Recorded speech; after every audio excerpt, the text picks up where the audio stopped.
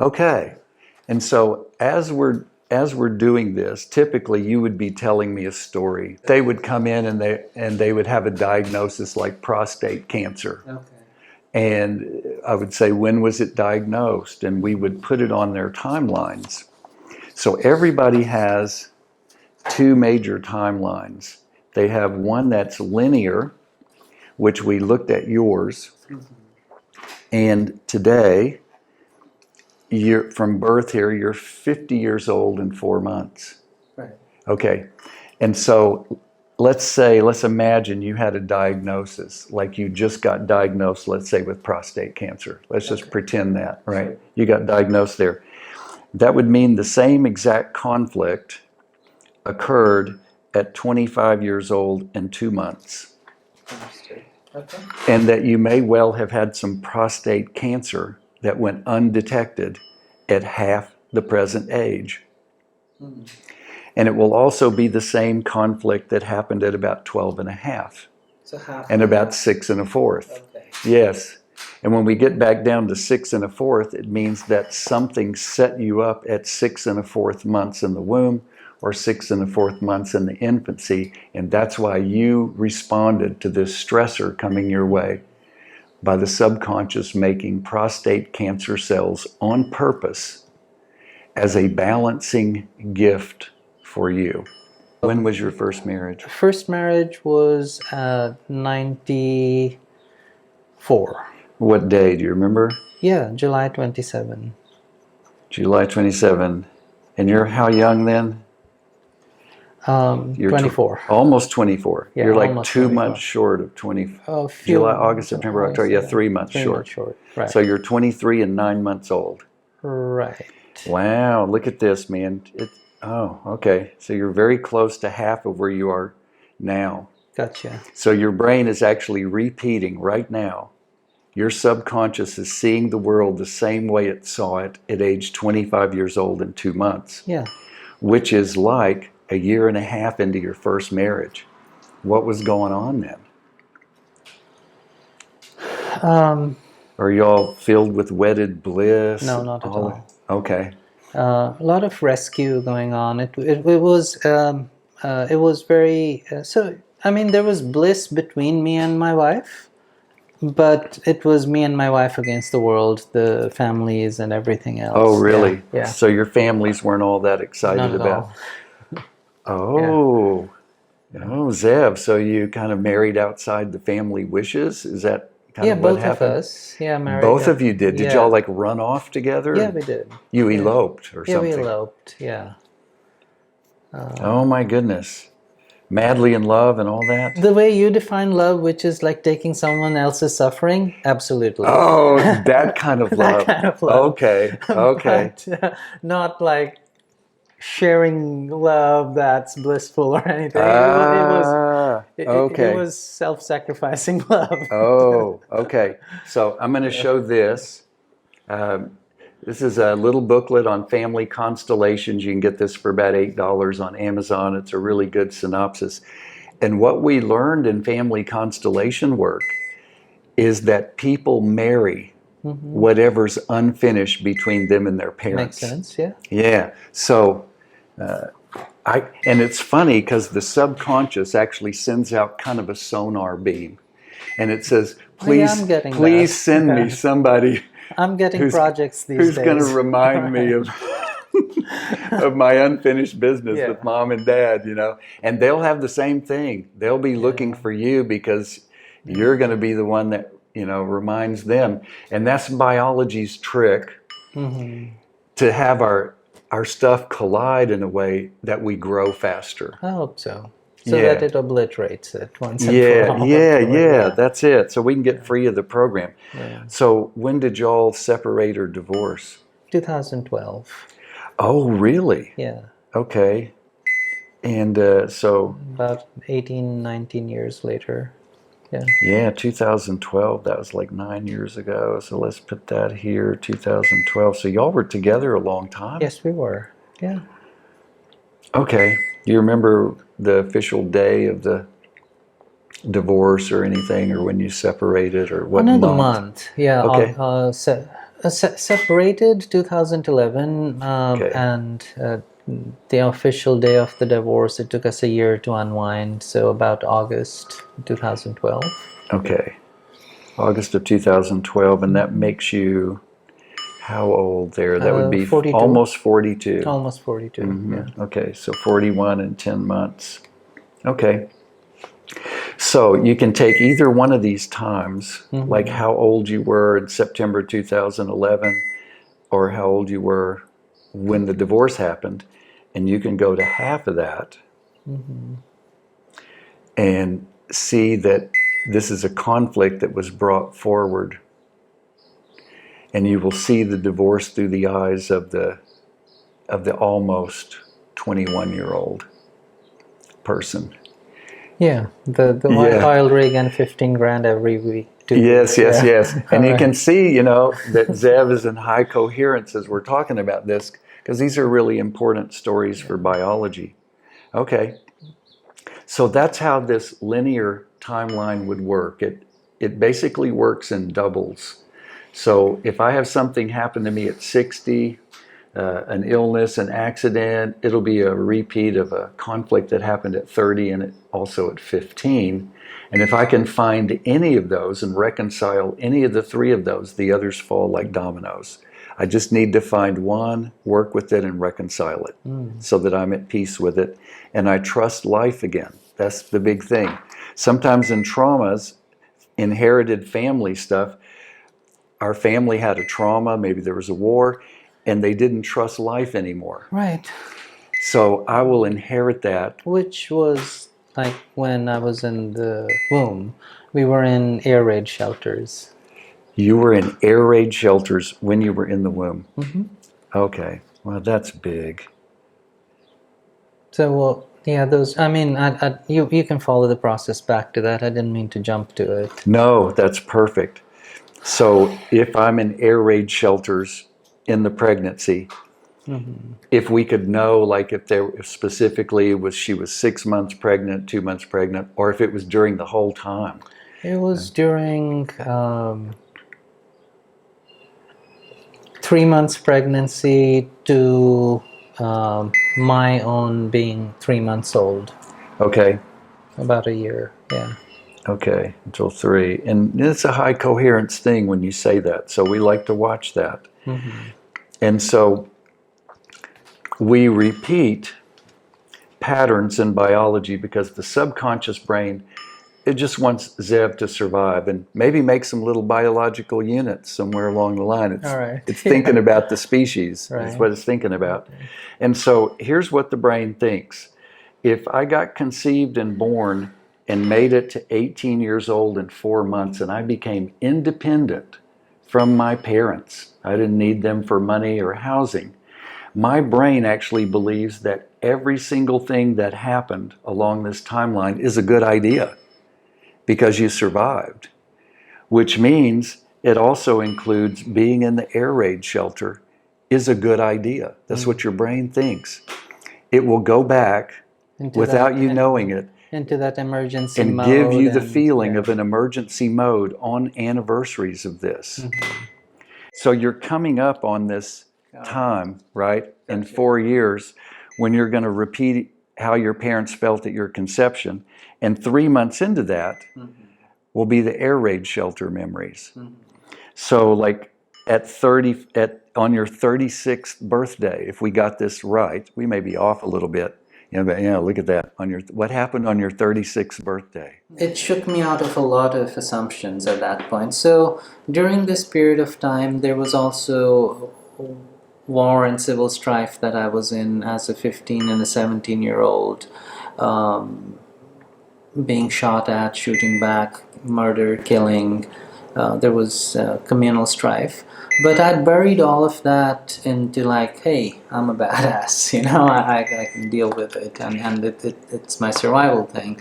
But at 35 is when that the oil rig that there was a village near that place that I really bonded with at that phase of my life, and the 2005 tsunami wiped out 200,000 people over there. And Oh my it gosh. just hit me, like it created a crisis for me that I couldn't stop crying for a month, and but it was very violent, and all this shell that I had about my invincibility, like surviving a civil war situation, surviving all of that, running away from home, all that invincibility was in total question. And Yes. first time I went into therapy. Yes. And so at 35, that's kind of when you're going to be repeating what your parents were going through. So on your 35th birthday, that's the 9 months prior to your conception is what you'll replay. And it's what your parents were feeling and going through, the environment in which you were conceived. Right. And for them, it felt like a tsunami. Yeah, and And I and see your that. subconscious drew you to a place. This is mysterious. Even though it's Yeah. 8,000 miles It away. drew you there knowing in some way that a tsunami was coming. And it turned out in your case it was literal, a literal tsunami. For a lot of people it's a an emotional tsunami. You had both. That stuff I can't explain scientifically. I don't have any science for it, but I see it over and over that people are drawn to repeat this. And so and I see it also that had I not had that experience previously, or had cleansed it before, and not had that hold on me, I could have seen it as a news item, But I was Yes. tied to it. Yes. Yeah. So Yes. for me, it was a double. And so if we come back here and look at this, and I'm just going to put this in here as 15 and 17. And I'm going to go to 17 and a half, that you're in some kind of war situation. Yes, I am. 17 and a half goes right to 35. So you've got it on both timelines where it intersected, which made it much more reprogramming. You did a lot of healing then. Right. And crying is where the real transformation happens. When people can cry, they're transforming. Stanley Kellerman's book, that's how transformation happens, is through weeping and grieving. Oh my goodness. Yeah. That was intense. How did you get through it? Therapy? Therapy was one. Crying? Crying. Sharing with a lot of people. That I channeled it into public speaking about that, raising money. Really? Yeah. So you went into service. Yes. That's really important. Going into service has healed folks that are beyond healing. So you went into raising some money for... Yeah. Beautiful. And awareness, and part of that. Yeah. And notice how your name means wolf. A wolf is a pack animal. They're not lone creatures like tigers. Right. And so you found your pack. Yeah. And you made your howl and had your pack and went into service. And see, his subconscious gets that, the heart gets that. I have goosebumps. I can't imagine what that was like.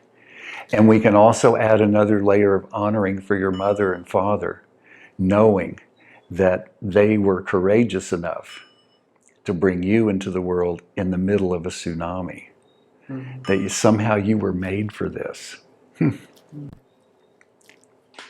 You were made for the tsunamis, and it looks like maybe some more are coming, the way the world is.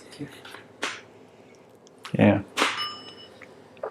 Well, I think we can take a break here. Thank you for having me in your home. And we looked up your name just now, your given name, right? Your birth name, and it means house of welcome.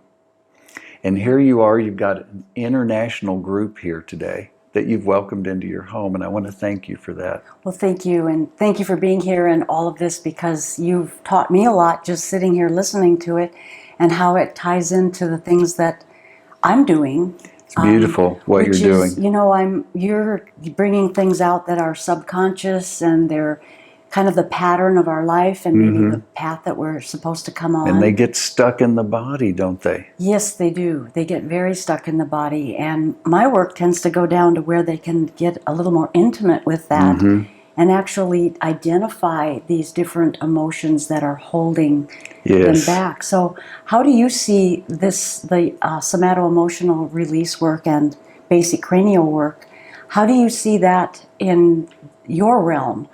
We all have a different language, don't we? We do. You know, it's like we have international people here. We have all these different languages. So mine is in the language of the Germanic New Medicine. So this is what Dr. Hammer discovered. And also the recall healing people came off of his work.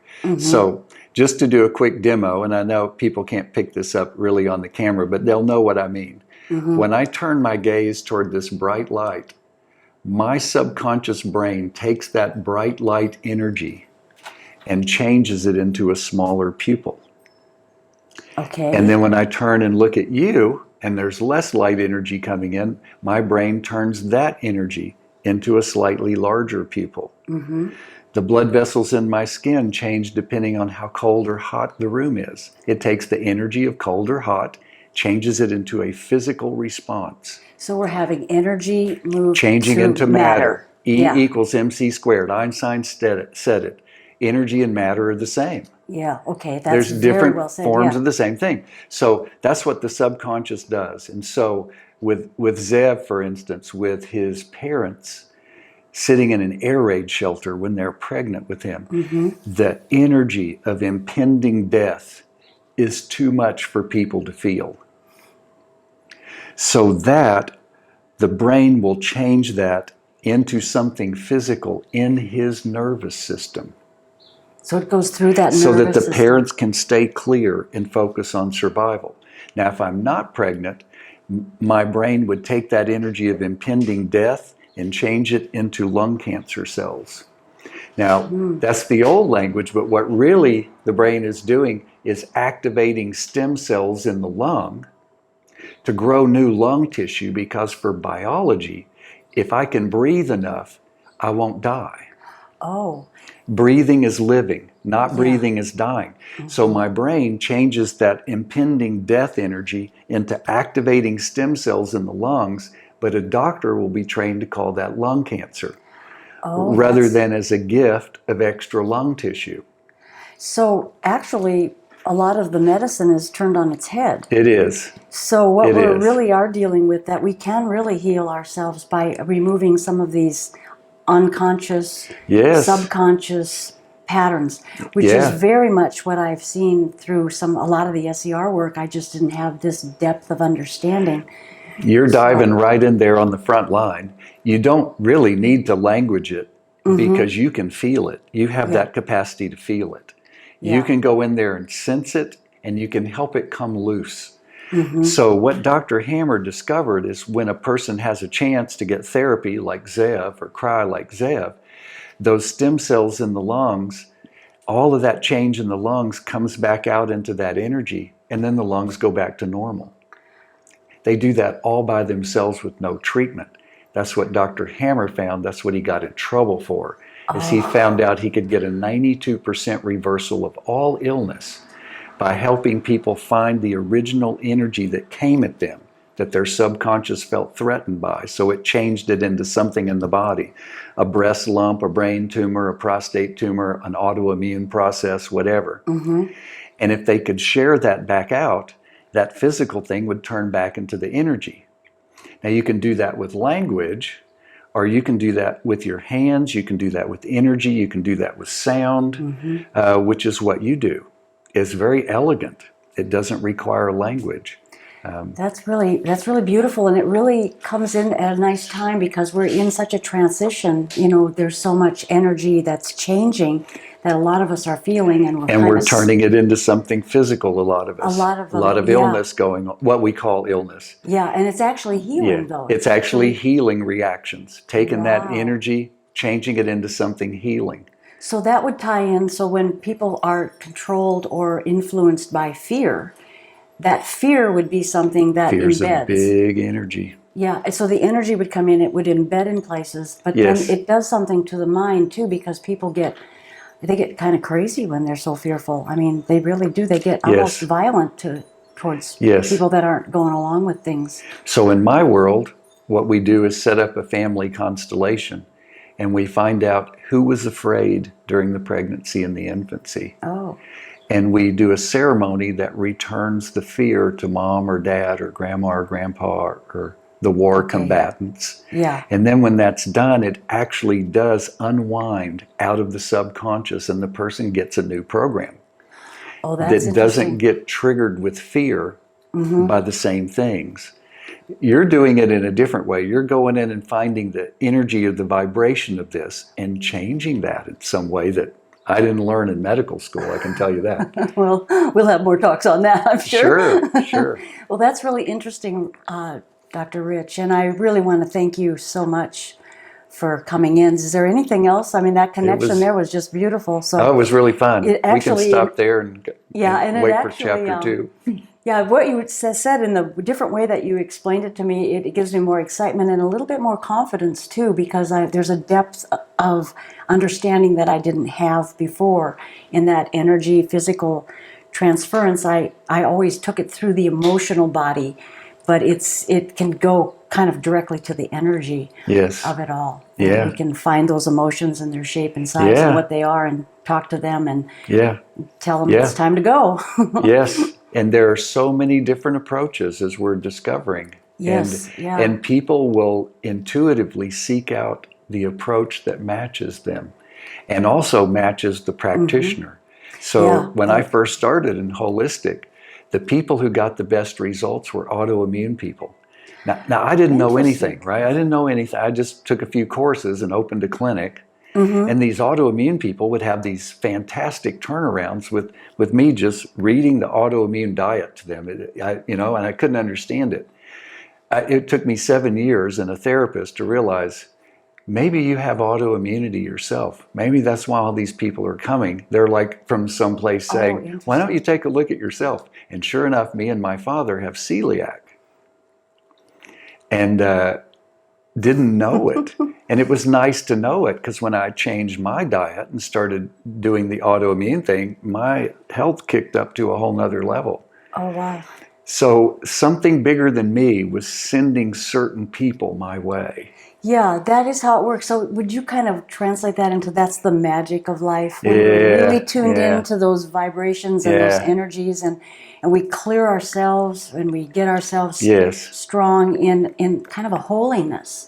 More of a holiness, Yes. because we are the human race is incredible. It has the capacity to be so much, and we're considered to be a royal race. Yes. All of us. We're fearfully and wonderfully made. Yeah. I learned that in Vacation Bible School.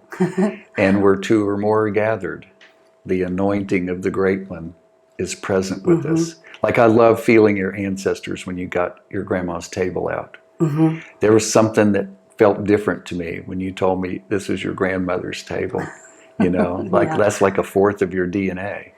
Thank you so much. You're so welcome. Thank you for being so Yeah. welcoming. And we will do this again. Okay, And, I'd like that. So those of you out there, I hope you enjoyed this, and I hope that it expanded your thinking and your thought processes, and that you can begin to look at yourself with boldness and be a little bit more kind to yourself and understand that it's just the path that you're on. Yeah, amen. And we're going to just keep moving forward and keep helping you out there and enjoy what we're doing and watch the world change for the better.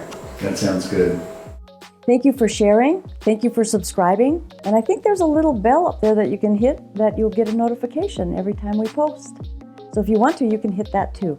But thank you so much for your support. I really appreciate it.